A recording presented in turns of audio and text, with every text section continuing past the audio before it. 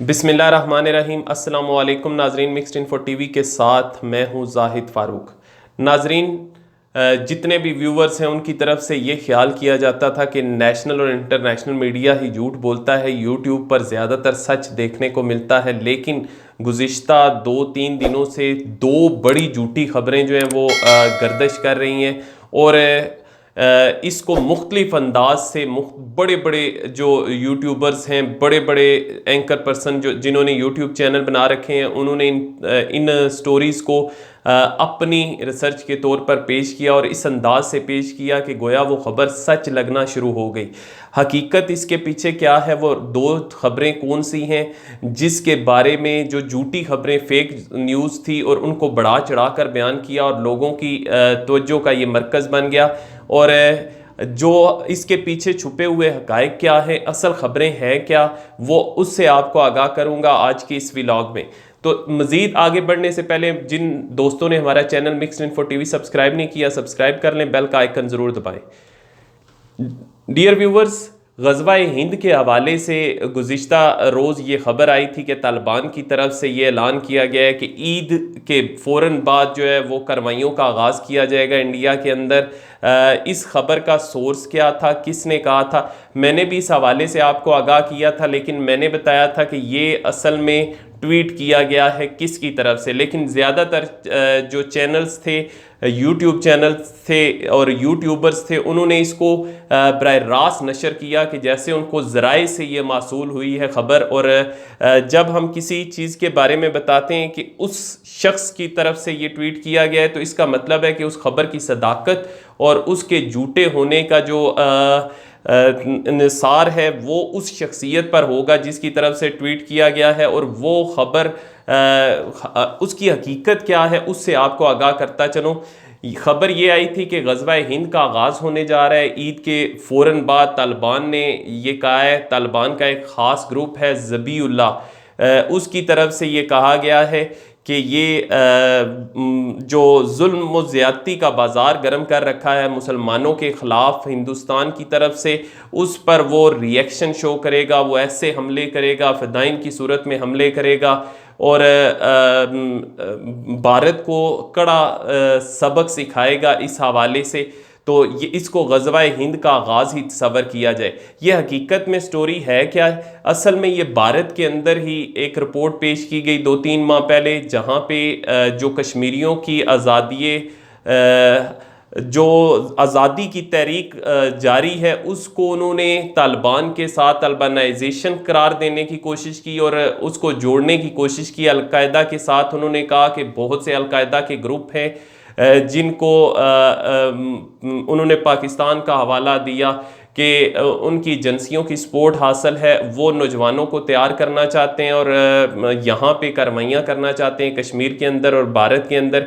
यानी इस तरह की जवाज़ गढ़ने की कोशिश की गई, जिस तरीके से वज़ीर आज़म इमरान खान की तरफ से कहा गया कि फ़ॉल्स फ्लैग ऑपरेशन जो है वो इंडिया करना चाहता है, उनकी तरफ से कोई ऐसा कुछ भी किया जा सकता है। तो वो उसी को उन्होंने एक पूरी साजिश तैयार की और उस साजिश को रचाने के लिए उनको ग्राउंड चाहिए थी। उन्होंने ये सारा किया ताकि खुद ही कोई ऐसा ऑपरेशन किया जाए, फिर उसका इल्ज़ाम भी पाकिस्तान के सर पर थोपा जाए और जो कश्मीरियों की आज़ादी की तहरीक है उसको भी बदनाम किया जाए। ये तो अरसे से वो इस कोशिश में लगे हुए हैं। अब भी उनकी तरफ से यही कहा जाता है कि दाइश का एक ग्रुप बन चुका है, ये हो चुका है, वो हो चुका है, अलकायदा आ गई है यहाँ पे, ताकि अमेरिका को अपनी तरफ जो उनका सॉफ्ट कॉर्नर है वो हासिल किया जाए। दुनिया को ये बावर करवाने की कोशिश की जाए कि यहाँ कोई आज़ादी की तहरीक नहीं है, बल्कि यहाँ पे जो कलअदम तहरीकें हैं वो बरसरे पैकार हैं। जबकि पाकिस्तान का मौक़िफ़ हमेशा से यही रहा है कि वहाँ पे कश्मीरी नौजवान अपनी आज़ादी की तहरीक जारी रखे हुए हैं, क्योंकि भारत की तरफ से गासबाना कब्ज़ा किया हुआ है। अब ये सारी स्टोरी शुरू कहाँ से हुई? ये स्टोरी शुरू हुई, मैंने जैसा कि आपको गुज़िश्ता वीडियो में बताया था कि जान अचकज़ई, जो कि एक नामवर सहाफ़ी हैं, मौलाना फजलुर रहमान की पार्टी के रुकन भी रहे और इसके साथ साथ मुख्तलिफ़ पार्टीज़ में मौजूद रहे और सहाफ़त के हवाले से एक बड़ा नाम तस्वर किया जाता है। उनके ट्विटर से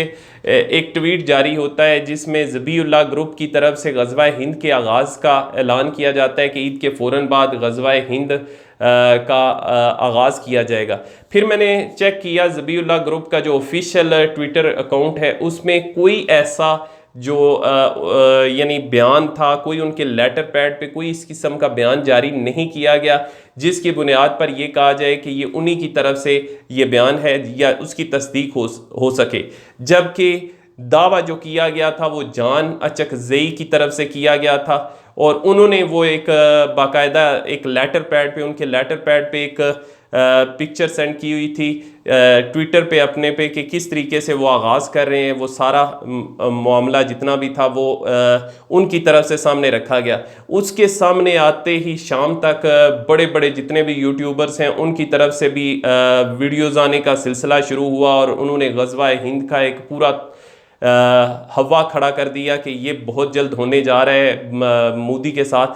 हाँ, मुश्किलात हैं, भारत के लिए बहुत सी मुश्किलात हैं। जिस तरीके से उन्होंने दबाया हुआ है वहाँ पे इर्द गिर्द के जो हमसाया ममालिक हैं, अब तो नेपाल भी खड़ा हो गया है सामने, क्योंकि नेपाल को तो वो अपनी कॉलोनी समझते थे इंडिया वाले।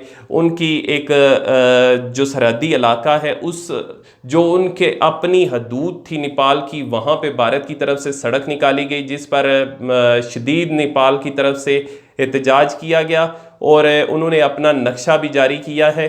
और इस हवाले से नेपाल वालों का ये भी कहना है कि भारत की तरफ से जो भी ये कदम यकतरफा तौर पे उठाया गया, ये इसको किसी सूरत भी कबूल नहीं किया जाएगा। इसके अलावा चीन की तरफ से सकम का जो इलाका है भूटान के साथ और नेपाल के साथ वो सरहद लगती है और वहाँ पे चीन की तरफ से कार्रवाई की गई और भारतीय फ़ौज को ठीक ठाक उन्होंने मज़ा चखाया। ये और उसके बारे में ये कहा जाता है कि वो अगर रियासत का कुछ छोटी सी पट्टी है वो अलग हो जाए तो 7 रियासतों के साथ ज़मीनी राब्ता भारत का मुनक़ता हो जाता है।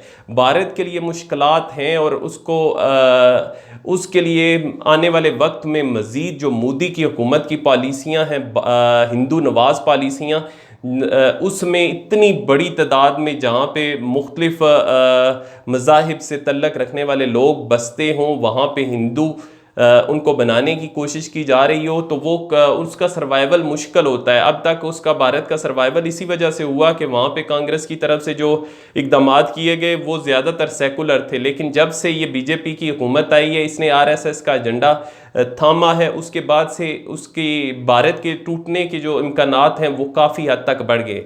ग़ज़वा हिंद के हवाले से दूसरी चीज़ मैं ये भी बताता चलूँ कि तालिबान की तरफ से जो खबर गुज़िश्ता दिन आई वो ये थी कि अमेरिका का जो स्पेशल एलची हैं अफ़गान मुज़ाकरात के हवाले से ज़ल्मे खलीलज़ाद, उन्होंने भारत में जाकर दी हिंदू को इंटरव्यू दिया और उसमें उन्होंने कहा था कि हम कोशिश करेंगे कि तालिबान के साथ भारत के मुज़ाकरात उनको एक मेज़ पर लाया जाए, इकट्ठा किया जाए ताकि वो बातचीत करें, खदशात दूर करें।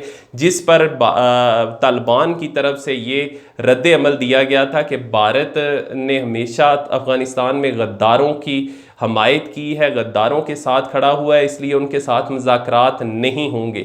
ये ऑफिशियल स्टेटमेंट थी तालिबान की तरफ से और कोई ग़ज़वा हिंद के हवाले से कोई भी स्टेटमेंट जो है वो तालिबान की तरफ से जारी नहीं की गई। ये इसको प्रोपिगेट किया गया, इसको प्रोपेगेंडा इसका किया गया कि ग़ज़वा हिंद शुरू होने वाला है और ये सारा जितना भी मामला था। अब ज़रा बढ़ते हैं जी दूसरी खबर की तरफ। दूसरी खबर क्या है? सरदार अयाज सादक के हवाले से ये कहा जा रहा था और बहुत से फेमस यूट्यूबर्स की तरफ से ये खबर दी गई कि उनकी मुलाकात हुई है चौधरी बरादरान के साथ और चौधरी बरादरान को इस हवाले से राज़ी करने की कोशिश की गई है कि अगर पंजाब के अंदर आपको हुकूमत दी जाए तो आप वज़ारत आला जो है वो आपको दे दी जाएगी, आप मरकज़ में भी हमारी हमायत करेंगे और इस हुकूमत को चलता किया जाए।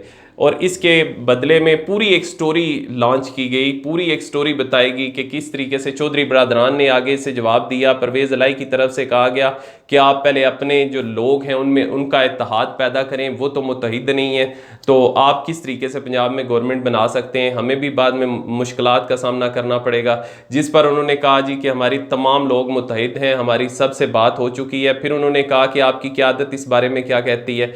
फिर याद सादक की तरफ से ये कहा गया कि हमारी क़यादत जो है वो भी इस पर ऑन बोर्ड है और उन्हीं की तरफ से मैं ये पैगाम आपके पास लेके आया हूँ। फिर उन्होंने चौधरी शुजात से भी मुलाकात की, मोनस इलाही से भी मुलाकात की। तारक बशीर चीमा के हवाले से कहा जाता है क्योंकि वो काफ लीग के हार्ड लाइनर में शामिल होते हैं, तो उनके साथ भी मुलाकातें हुई। लेकिन ये एक पूरी स्टोरी लॉन्च की गई। फिर उसके बाद ये भी कहा गया कि चौधरी परवेज़ इलाही की तरफ से कहा गया कि आपकी जो ऑफ़र है वो उसको कंसीडर किया जा सकता है, उस पर गौर किया जा सकता है। अगर ये सारा आपके जो लीडरान हैं वो ऑन बोर्ड हैं और सारे मुत्तहिद हैं आपकी पार्टी के लोग, तो फिर इस पर गौर किया जा सकता है और ये सारा अमल किया जा सकता है। ये काबिल अमल बात है, काबिल गौर बात है। तो अब ये सारी स्टोरी जो लॉन्च की गई, असल में इसकी हकीकत कुछ और ही निकली। याद सादक की तरफ से ये कहा गया है कि उनकी कोई मुलाकात 6 माह हो गए हैं, कोई मुलाकात चौधरी बरादरान के साथ नहीं हुई। किसी किस्म का ना उन्होंने ऑफ़र की, ना ही जिन लोगों का नाम लिया जा रहा है उनके साथ मुलाकात हुई है। तो इस तरीके से उन्होंने इसकी तरदीद कर दी, इसको बल्कि रद्द कर दिया कि कोई ऐसी मुलाकात हुई है।